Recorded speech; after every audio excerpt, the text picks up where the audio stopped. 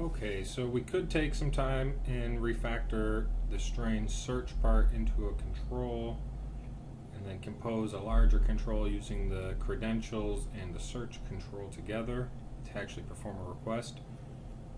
And we'll get to that at some point, but let's just start with leaving this strain search control as the content of this page, and then it uses the credentials control to save and load the credentials that will be used to actually kick off the request. So this page is just going to be for searching. The view model on here is actually going to send the request to Leafly, get the response, and figure out how to bind it back into the page. So we're probably going to add in a results section at the bottom here.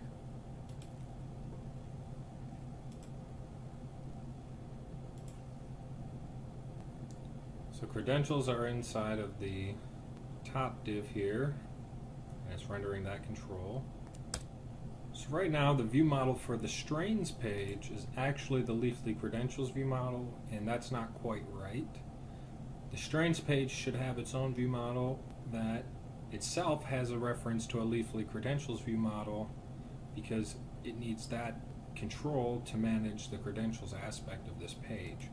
So we'll start just like we did before and say the strain view model is some object,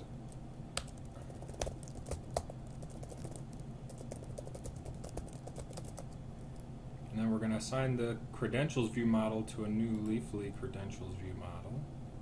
So now this isn't directly on the view model. We have to say strain view model.leafly credentials view model load credentials. The other thing we need to do is actually change the binding context of this control. Right now it's going to try and use the strain view model, which does not have the properties it would expect. There is no app ID and app key on the strain view model. It's on the Leafly credentials view model. So Knockout has this with binding that we can apply that says inside of this div, change the binding scope to this property. So our view model for the page, the strains page, has a property called Leafly credentials view model, and we're going to say when we render this control, we want this to be the scope, or the in-scope model that will be bound into this control. So now the app ID and app key are actually available. The rest of this will be part of the strain search view model directly. So we have a page take, search term, sort, and the filters object. We're going to go ahead and just directly use the knockout types here. And we'll default that to page 0, default the take to 10. So here we can see strain VM has a page take, search term, and sort properties, defaulting the sort to rating. And this is where we talked about there is a fixed list of available options for this. There's a couple ways that we can handle that.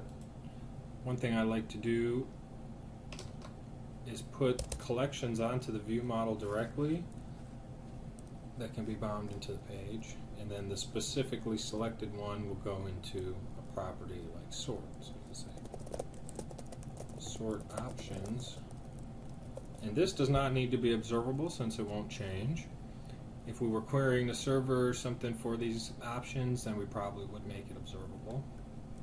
The other thing I like to do is link together the source of truth with wherever it's being used. So here we're spelling out rating again, but we have a strain options array that has the correct strings in each position. So I'd rather say, give me the first sort option, or maybe have some other heuristic about how to get it.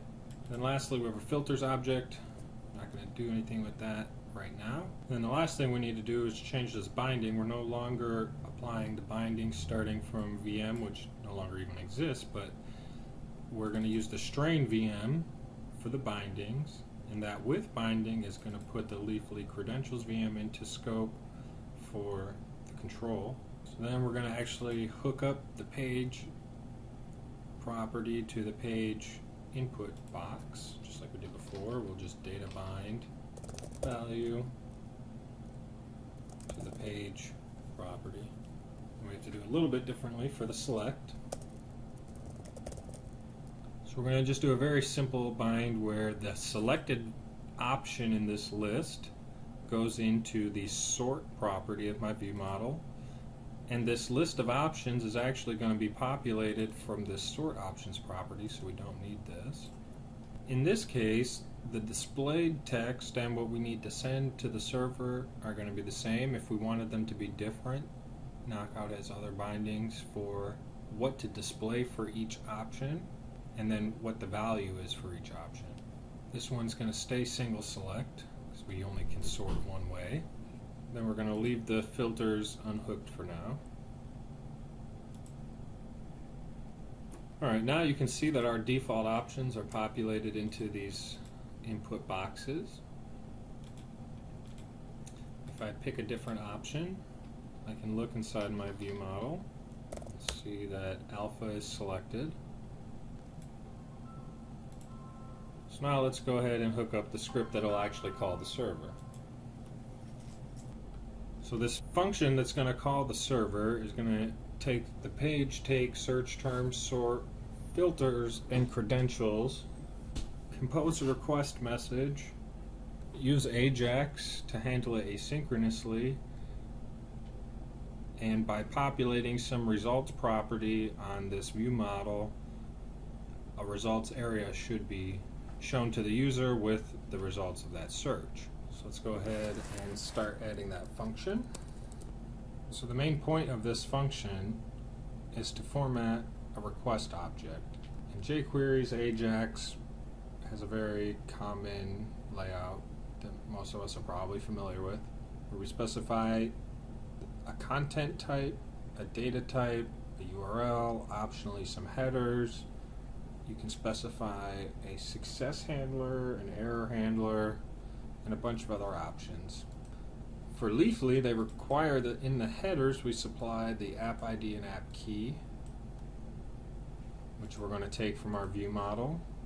We're going to be posting to Leafly's data API, and we want to send and receive JSON, so that's what these two properties are specifying.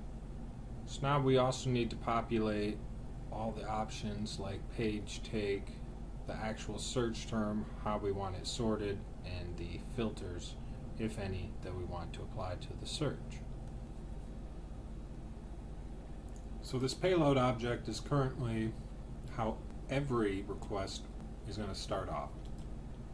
So we're going to be adding to this kind of base set of settings that we're going to use for the Ajax. For strains specifically, we know that the URL is actually going to be the strains URL /strains, and we're going to be posting. So let's update those two things. So URL is data.leafly.com/strains, and we're going to be posting to that endpoint. So let's go ahead and start adding these properties also onto the payload. So now that the rest of the properties are added to this request object, we can actually perform the request. Earlier I mentioned that you could specify a success or error handler on the payload itself, so in this setting object for the Ajax. But somewhat recently, jQuery started supporting promises, which is, in my opinion, a much nicer way of handling this. So the return from the Ajax call is a promise that says, I will call you back when the work that I have to do is done, and I'll either call it success or failure, and you can determine how to handle that. We'll say then, after we receive a response, we can see we can specify the done and fail callbacks. So I'll say, on success, do this. Otherwise, there was an error, and do that. I can also specify and always do some cleanup if I needed to. So on success, we want to take the result and do something with it. And in fail case, we want to take the error and maybe do something with it.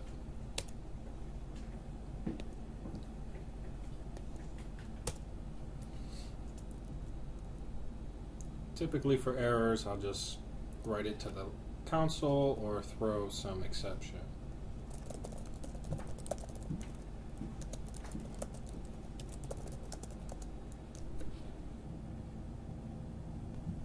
So on the payload, these additional properties actually need to be in a data object, I just realized. So I'm going to go ahead and update that.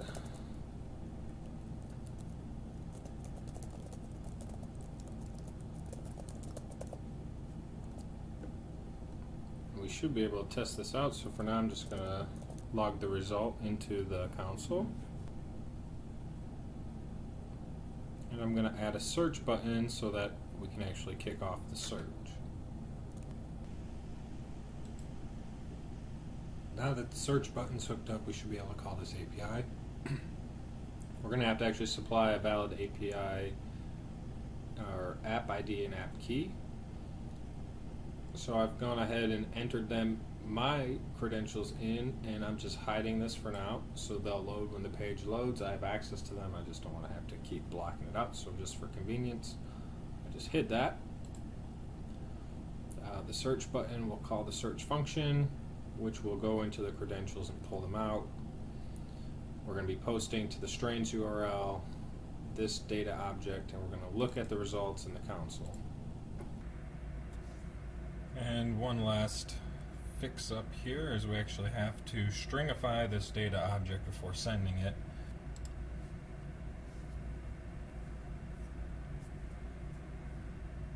Alright, so the defaults for this page should actually be valid for searching. So we'll go ahead and just perform the default search. And we notice in the results we have 10 strains came back with 127 facets and some additional helpful information. So here we can see the different ways that sorting is allowed, and this is where the human readable version can be found. So if we do a search, we can actually use the results from the search to see what kind of sorts are available, what strains came back in that search, which page are we on and how many are there available, what facets are available for searching. Now, I don't particularly agree that this is the correct way to do this on Leafly's part, where they're delivering these facets and sort options along with the strain results, which seems like it'd be a lot of additional information that we don't actually need with many of our requests. These really should be queryable at different endpoints, so you can only get them if you need them. So we can see that if we change this to say 20, the new results are 20, and let's add blue into the search term. We'll get 20 results of strains. That should all contain blue somewhere in the name. So at this point, the strain page is able to do most of the things that the strain search is providing to us as an API. We still have to hook up the filters, and we'll do that next when we refactor this into a TypeScript view model. And we'll take into consideration some of these common pieces that I've kind of hinted at along the way, like this common payload, and see what we can do there.